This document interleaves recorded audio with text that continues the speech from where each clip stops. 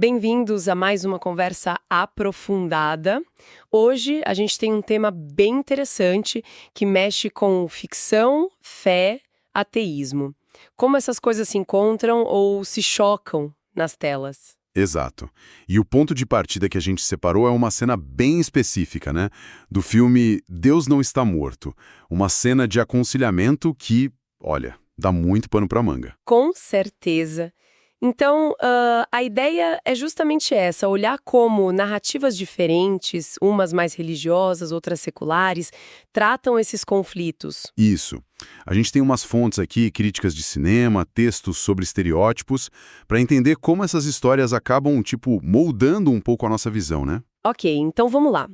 O objetivo é destrinchar como essas representações funcionam e focar bastante nessa cena do reverendo em Deus Não Está Morto, sabe? Comparar com o que a gente vê em séries como Bones ou Young Sheldon. O que será que essas diferenças mostram pra gente? Perfeito. Para começar, Deus Não Está Morto, o filme de 2014. Ele já parte de um confronto bem direto, né? Um estudante cristão contra um professor de filosofia ateu. Aquele que exige que o aluno prove a existência de Deus para passar na matéria, né? Uma premissa bem forte. Exatamente. Bem explícita. E a crítica, pelo que eu lembro, não perdoou muito. Os números foram bem baixos, né? Nossa, muito baixos. Acho que uns 13% no Rotten Tomatoes, Metacritic, 110, 100. Foi massacrado. Lembro de uma crítica que dizia que era sutil como uma pilha de bíblias caindo na cabeça. É por aí. O filme não busca muita sutileza, não. Ele cria uma caricatura do professor ateu, o Kevin Sorbo. Ele não é só ateu, ele é... Ele é arrogante, ele parece desonesto intelectualmente e ainda tem um trauma, né? A mãe morreu, ele ficou com raiva de Deus. Isso simplifica muito o personagem. Fica aquela coisa meio maniqueísta, né? O bem contra o mal, o estudante herói contra o professor vilão. Totalmente. Sem muita área cinzenta ali. E essa simplificação toda, várias análises apontam isso como um espantalho, né? Criar um inimigo fácil de atacar. Exato. Não é para ser um retrato realista, é mais uma ferramenta de propaganda, talvez. Sim, e tem até aquele caso curioso que uma fonte citou de alguém que viu o filme e achou o professor tão forçado, tão injusto, que ficou curioso para saber mais sobre ateísmo. Às vezes o efeito é inesperado. Mas a crítica principal é essa mesmo. O filme parece reforçar uma ideia de perseguição cristã na universidade. Algo que muitas fontes dizem que não é bem assim, né? Que é uma visão distorcida da academia. Sim, é uma generalização complicada. A narrativa tem um objetivo claro de defesa da fé, uma apologética. E para isso ela sacrifica a complexidade. E aquela lista de ateus que o professor usa no filme. Ah, sim. É uma mistura, né? Pega Foucault, Nietzsche, aí mistura com Dawkins, Chomsky, filósofos críticos, ativistas, gente com visões diferentes, vira um bloco único do mal, digamos assim, para reforçar a ideologia do filme. Não reflete a diversidade real do pensamento não religioso. E essa construção do outro, do inimigo, talvez nos leve direto para a cena do reverendo que a gente queria focar. Aquela cena do aconselhamento, como era mesmo? É uma cena central. A namorada do professor ateu, que é cristã, vai conversar com o reverendo sobre o relacionamento deles. Ela está magoada, conta a versão dela, as dificuldades, as ofensas por causa da fé. E o ponto-chave é? O ponto-chave é que o reverendo, ouvindo só a versão dela, sem nem tentar ouvir o outro lado, sem aprofundar nada, ele apoia na hora a decisão dela de terminar. E ainda fala que é uma decisão diante do olhar de Deus. Poxa, para quem já lidou com qualquer tipo de aconselhamento, isso soa muito problemático, né? A primeira coisa é tentar ouvir todo mundo. Exatamente. É básico, né? Não só eticamente, mas para funcionar. Tomar partido, assim, na hora, baseado numa versão só e carregada de emoção, ignora toda a dinâmica do casal. Ele não age como um mediador ali. De jeito nenhum. Ele age como um juiz que já tem um lado. Ele meio que valida a visão dela e implicitamente condena o parceiro ateu. Reforça a briga em vez de buscar entendimento. Falta imparcialidade mínima. E pensando em abordagens mais profissionais, digamos, de terapia de casal, a diferença é gritante. Total. Pensa na comunicação não violenta do Marshall Rosenberg. A ideia é justamente sair desse jogo de quem tá certo, quem tá errado. Que é exatamente o que o reverendo faz, né? Validar quem está certo. Exato. A CNV busca empatia, entender as necessidades dos dois lados.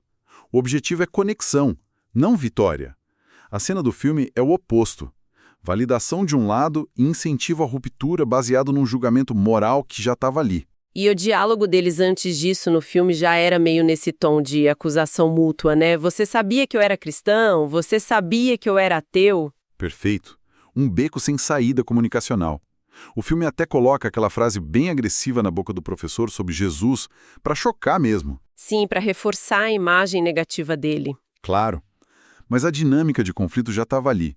E a intervenção do reverendo, em vez de dar ferramentas para melhorar a comunicação, só corta o laço de vez, de forma unilateral e com um viés religioso muito claro. E essa cena, mesmo sendo ficção, será que ela não espelha um pouco, infelizmente, algumas situações reais? As fontes falam disso. Falam sim, apontam esse risco de líderes religiosos, às vezes bem intencionados, mas sempre para o técnico, intervirem em dinâmicas complexas de casal.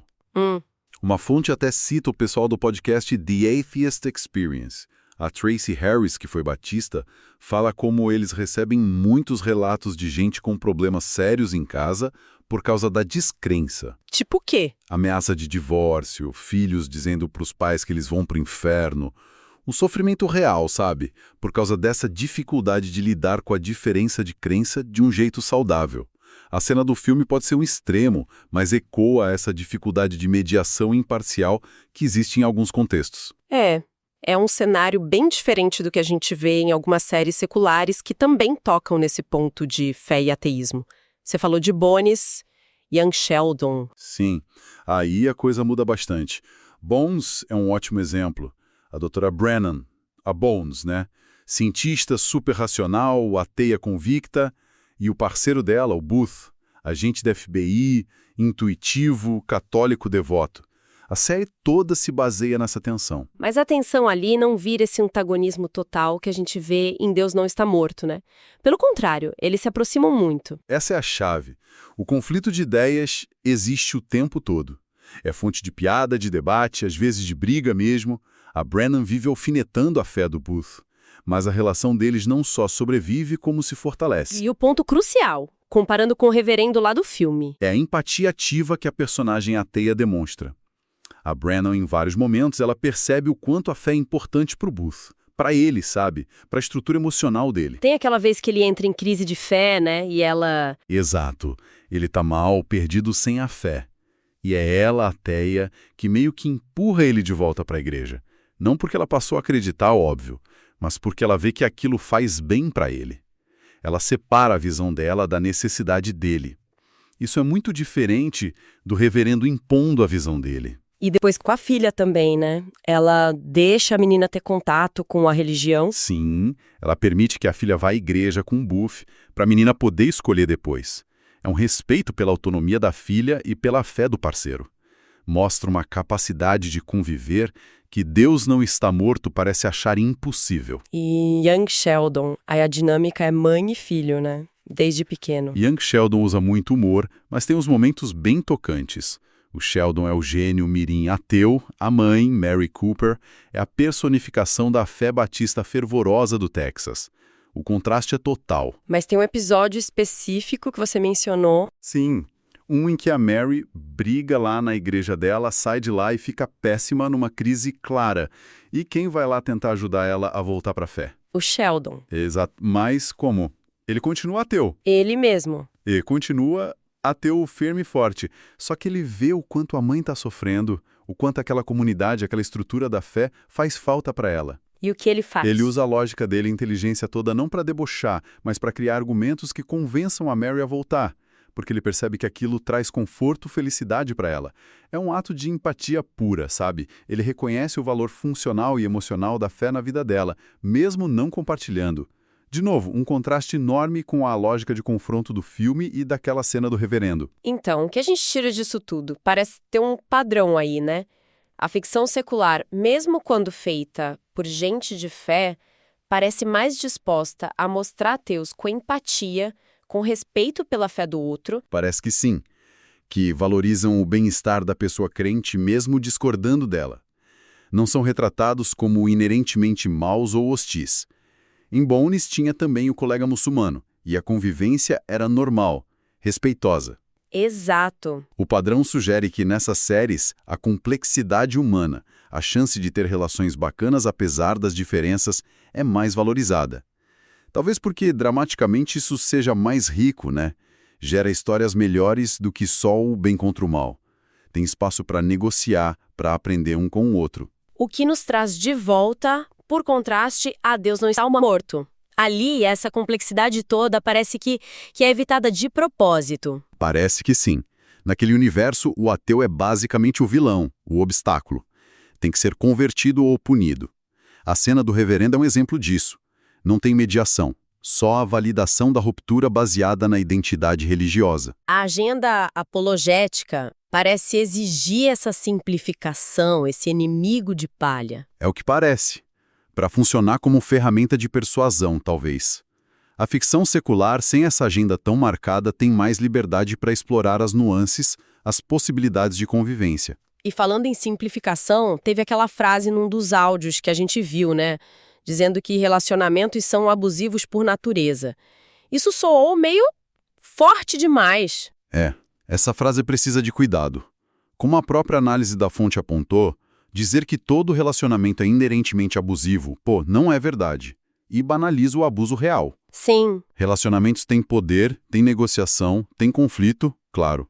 Mas abusam um padrão específico, controle, manipulação, violência, que acontece em alguns casos. Não é a natureza de todos. Então, como isso se encaixa na nossa discussão sobre o filme? O ponto não é dizer que toda relação é abusiva, mas sim que o filme usa um relacionamento específico e o simplifica para chegar na conclusão ideológica que ele quer.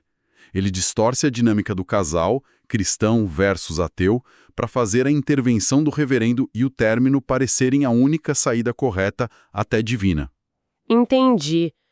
A crítica é a forma como o filme usa a relação, não a natureza das relações em si. Exatamente. A generalização do áudio acaba sendo um tiro no pé, enfraquece a crítica válida à manipulação narrativa do filme. É mais preciso dizer que toda relação pode ter conflito, mas o jeito que Deus não está morto explora esse conflito é que é tendencioso e problemático. Faz sentido. Então, para a gente ir fechando, a impressão geral é que Deus não está morto usa esses estereótipos, o professor caricato, a cena do reverendo enviesada, como ferramentas. Cria inimigos de palha para fortalecer a mensagem, mas perde a chance de mostrar a complexidade real das coisas. Concordo plenamente. E aí no contraste você pega Bones e Young Sheldon, mesmo sendo entretenimento, conseguem mostrar interações entre fé e ateísmo com mais camadas, com respeito e, crucialmente, mostram ateus capazes de empatia, de ver o valor da fé na vida do outro, mesmo não crendo. A cena do reverendo de DNDM é o anti-exemplo perfeito disso. O que deixa a gente com uma pergunta no ar. Para quem está ouvindo pensar junto. Se a ficção secular consegue frequentemente imaginar ateus com empatia, com respeito pela fé alheia, por que certas narrativas religiosas insistem tanto em pintar a descrença como algo hostil, errado, um inimigo a ser combatido? É uma boa pergunta. O que essa diferença de representação diz sobre o propósito de cada tipo de história? E como cada uma tenta influenciar a nossa percepção sobre essas questões tão humanas? Fica aí para reflexão.